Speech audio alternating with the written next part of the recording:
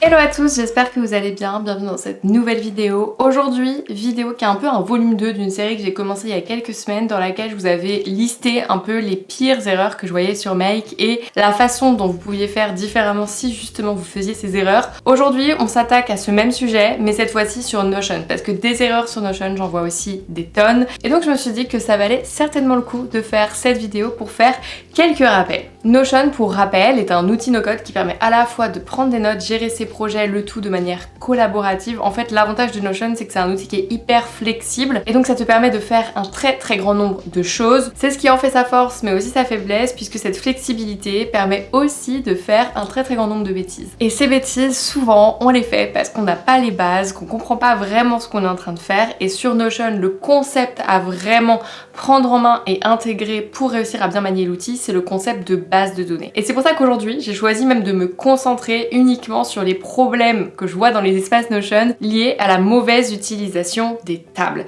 Donc déjà, commençons par quelques petits rappels juste en termes de wording. Sur Notion, vous allez créer des tables et c'est l'ensemble de ces tables qui va constituer votre base de données. Dans une table, on va pouvoir venir ranger des pages et il se trouve que dans Notion, n'importe quel élément est une page. On peut mettre des pages dans des pages dans des pages et c'est là aussi que ça peut être problématique parce que quand on arrive avec 1000 niveaux, ça devient très compliqué de s'y retrouver. Donc c'est aussi un sujet qu'on abordera dans cette vidéo. Première erreur que je vois encore beaucoup trop souvent dans plein d'espaces Notion, encore la semaine dernière chez un client, ce sont les personnes qui vont créer un espace de suivi des tâches et au lieu d'utiliser une propriété de type état pour afficher le statut de la tâche, ils vont utiliser un champ sélection. En soi, c'est pas une faute et d'ailleurs avant même que le champ état apparaisse sur Notion, tout le monde utilisait le champ sélection simple pour justement définir l'état de sa tâche. Mais dans les faits, ça vous prive de la possibilité de grouper les états par catégorie, c'est-à-dire nouveau, en cours, terminé. Vous pouvez avoir plusieurs états nouveaux, plusieurs états en cours, plusieurs états terminés. Et je trouve ça vraiment dommage parce que c'est l'utilisation du champ état qui, typiquement côté projet, vous permet de suivre l'avancement du projet. C'est-à-dire qu'il vous suffit de compter les tâches qui sont au statut terminé, à la catégorie terminée. Que la tâche soit donc annulée parce qu'on n'a pas eu le temps ou terminée, ça rentre dans terminé. Dans la même catégorie d'erreurs, on a des personnes qui vont créer un champ sélection simple avec le jour de la semaine, genre lundi, mardi, mercredi. Pour moi, c'est pas ok du tout simplement parce que c'est doublon avec le champ date. C'est-à-dire que si tu as un champ date auquel attribuer ta tâche, tu peux créer une formule qui va automatiquement remonter le jour de la semaine correspondant à cette date. Et dans ce cas-là, tu peux par la suite faire un Kanban sur la formule, ce qui te permet de grouper par jour de la semaine sans avoir à le définir manuellement puisque ça dépend de la date. Donc voilà, c'est une astuce parce que je peux comprendre que ce soit plus agréable d'utiliser un Kanban groupé par jour de la semaine qu'une vue calendrier hebdomadaire parce que c'est vrai que dans la vue calendrier, les cartes sont pas présentées de la même façon et donc on peut mettre moins d'informations et donc c'est en effet moins visuel, mais je trouve ça vraiment trop dommage de devoir définir une propriété de plus alors que celle-ci dépend finalement d'une autre propriété de type date.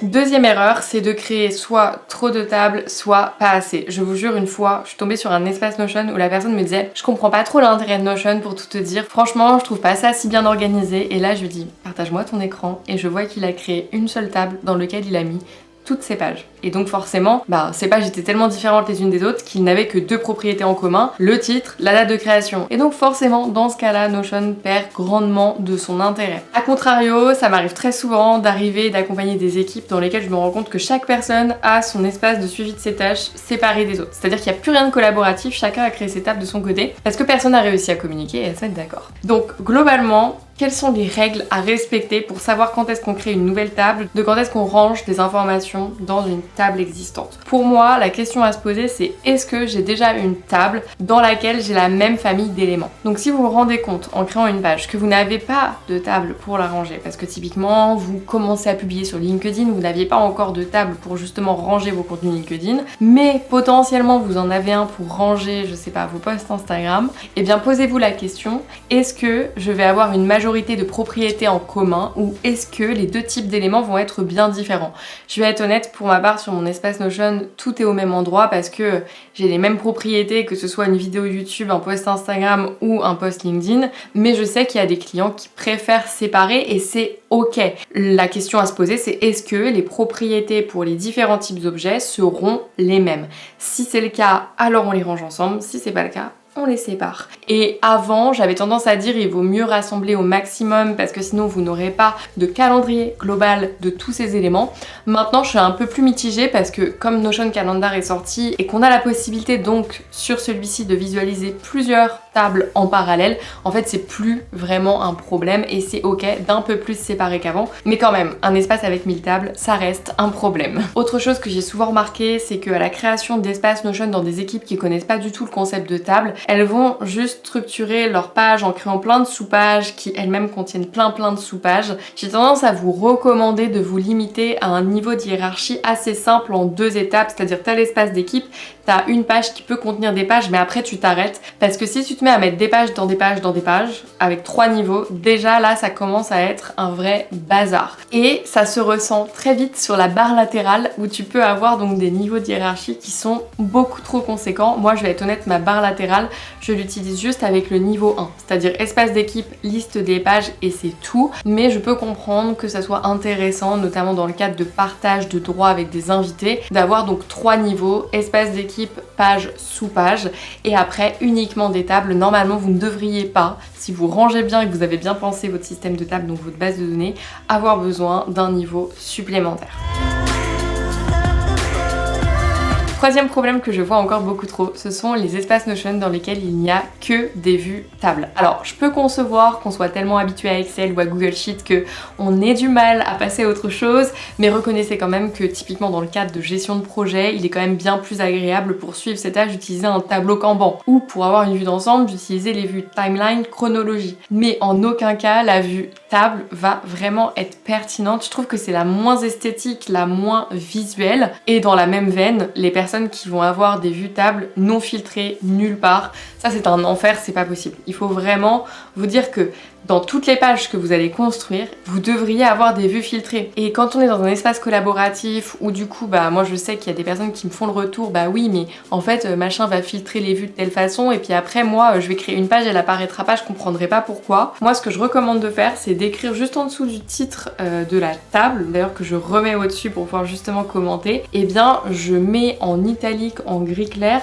ce que la table représente. Par exemple, toutes les tâches à échéance cette semaine pour l'équipe tatata. Et en fait ça permet d'avoir potentiellement que 10 tâches au lieu de 500 et c'est hyper important parce que c'est normal de vous sentir dépassé si vous vous retrouvez avec des tables dont le nombre de pages explose. Et souvent le nombre de pages explose juste parce que vous n'utilisez pas assez les filtres. Autre chose que je fais tout le temps, par défaut sur Notion, le nombre de pages à afficher maximum est de 50 pages. Je vous recommande de passer à 10. Franchement déjà ça clarifiera beaucoup de choses et vous pourrez toujours cliquer sur charger plus pour voir les pages manquantes. Pour rappel, voici les différents types de vues que vous pouvez utiliser. Il y a notamment la vue liste que moi j'utilise énormément pour de la prise de notes parce que je pense que c'est la plus simple et qu'il n'y a pas besoin de quelque chose de très avancé pour de la simple prise de notes. J'utilise aussi pas mal la vue calendrier, même si je reconnais que j'utilise de moins en moins, notamment grâce à Notion Calendar. J'utilise quand même encore pour la partie planning éditorial et le suivi donc de mes réseaux sociaux. La vue Kanban qui permet donc de grouper les éléments par état ou par champ select, mais bon on vient de voir que c'était pas forcément une bonne pratique. Et la vue Timeline qui est donc une vue qui permet d'avoir une vue globale, chronologique, inspirée du diagramme de Gantt pour suivre tous ces projets. Ce sont les 4 grands types de vues que je vous recommande d'utiliser. Après on va avoir la galerie mais qui est plus, moi j'utilise par exemple pour mon espace de veille pour avoir quelque chose de très visuel mais ça va pas pouvoir classer proprement la donnée, enfin en tout cas je ne trouve pas. Et après dans les différents types de vues un peu spéciaux qu'ils ont ajoutés il y a très peu de temps, on va avoir les graphiques mais qui sont vraiment une représentation comme sur Excel dans un tableur, vous aurez votre donnée d'un côté, une représentation graphique de l'autre. Donc je considère que c'est vraiment un type de vue hyper spécifique. Ou encore depuis très récemment les formulaires, pareil que je considère comme un type de vue vraiment à part qui permettent donc de venir peupler nos tables à partir d'un formulaire. Quatrième et dernière erreur pour cette vidéo, et après on s'arrêtera parce que sinon je pourrais continuer pendant des heures, les personnes qui créent des pages sans remplir toutes les propriétés. C'est un vrai problème justement parce que dans bien des cas les vues sont filtrées et que donc si tu ne complètes pas les propriétés, et bien en fait tu te retrouves avec des pages qui n'apparaissent pas dans les bonnes vues. Donc moi je trouve que c'est un peu un problème que sur Notion on puisse pas imposer la complétion de certaines propriétés, et c'est pour ça que moi pendant longtemps j'utilisais des formulaires Tally qui permettaient de peupler les tables, notamment pour les espaces avec plus de 100 membres, parce que ça me permettait d'un peu cadrer les choses. On est quand même sur un outil qui offre une telle flexibilité que quand on est beaucoup dessus, il est hyper important de mettre en place comme des règles, un peu comme des règles de collaboration dessus, les règles de la coloc. Ça vous viendrait pas à l'esprit d'être en coloc et de pas avoir de règles pour justement ranger l'appartement. C'est un peu pareil sur Notion. Et donc là, plus récemment, Notion a sorti Notion Forms, qui permet désormais d'avoir directement des formulaires natifs dans Notion. Je trouve que c'est vraiment une très bonne fonctionnalité. Je suis d'accord que ce n'est pas encore à la hauteur de Tally, mais dans les faits, je trouve que pour des besoins pour lesquels je me serais potentiellement pas forcément embêtée à créer un Tally, et bien ça me permet d'avoir un Notion Form en quelques secondes et d'avoir quand même quelque chose de plus agréable à utiliser au quotidien pour certains besoins. Donc vraiment j'apprécie cette nouveauté, mais pour autant typiquement dans des cas où j'ai besoin d'un formulaire qui vient peupler plusieurs tables, ce qui m'arrive finalement assez souvent pour simplifier le travail de l'utilisateur, je suis obligée de toujours avoir un Tally qui passe par Make pour venir peupler plusieurs tables. Et en soi c'est ok, les formulaires sont tellement récents que je ne doute pas du fait que Notion saura venir les améliorer dans les années à venir. Autre petite astuce, Notion a sorti les layouts, ce qui permet donc de mettre en forme les pages qui sont stockées dans des tables, et moi du coup j'utilise notamment cette fonctionnalité pour épingler des propriétés qui sont obligatoires à compléter. Ça me permet d'avoir instauré des règles plus facilement, puisque juste ici j'utilisais juste la possibilité d'ajouter un commentaire sur la propriété, ce qui n'était pas hyper visuel non plus, même si quand même utile. Les layouts m'ont permis donc d'épingler les 4 propriétés que j'estime les plus importantes et donc obligatoires, et si j'en ai plus que 4, j'ai carrément ajouté un groupe obligatoire. Comme ça, en fait, toutes les personnes de mon équipe n'ont même plus à se poser la question, ils savent exactement toutes les propriétés obligatoires à renseigner.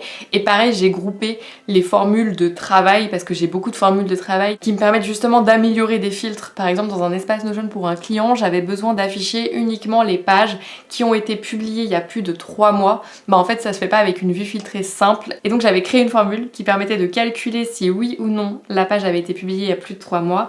Et donc, ça me rendait un booléen vrai ou faux. Et donc, je filtrais sur cette formule, voilà, tout simplement. Et ça, comme c'est une formule que l'utilisateur n'a même pas à en prendre connaissance, c'est juste pour faire des vues, en fait je la cache dans un groupe formule que l'utilisateur n'a même pas à aller ouvrir. Bon voilà, j'ai terminé de lister les plus gros problèmes que j'ai relevés sur l'utilisation des tables par les utilisateurs un peu débutants. Je comprends que ce soit pas simple à prendre en main, en fait faut vraiment avoir conscience que la création de bases de données c'est une vraie science en soi, et que l'avantage de Notion c'est de l'avoir rendu accessible, et en même temps je trouve qu'ils ont pas assez insisté sur l'importance de penser par exemple nos tables dans leur globalité. J'aurais pu rajouter cette 5e erreur aussi que je vois beaucoup, c'est le fait d'avoir plein de tables toutes décorrélées les unes des autres qui n'ont aucun lien. Encore la semaine dernière, je suis tombée chez un client qui avait une propriété projet et une propriété tâche qui étaient décorrélées les unes des autres, et dans les tâches il avait un champ texte projet, et donc il me disait je vais copier-coller l'un dans l'autre, et j'étais là bah non, vraiment pas, on fait pas ça.